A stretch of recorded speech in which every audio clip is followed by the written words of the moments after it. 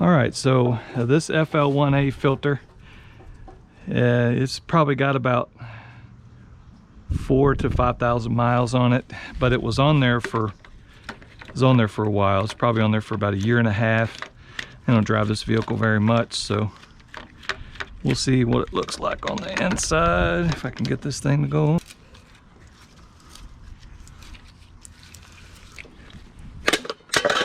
There we go.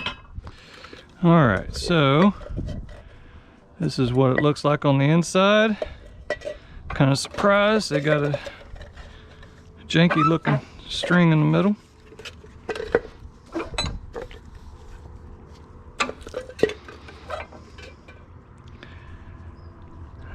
They don't look okay. They don't look that good. I definitely don't like this. Boy, it's nasty.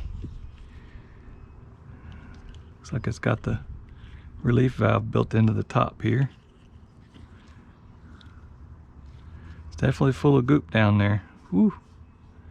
Man, has some nasty stuff down there.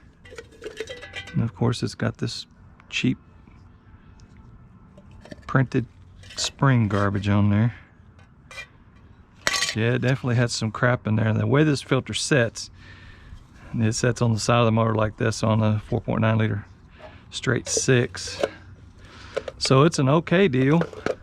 I don't particularly like the string in there, and the pleats are quite a bit spread out from each other.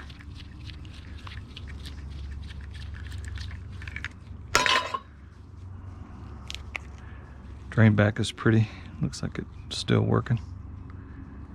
And anyway, that's it. Hope y'all have a good day.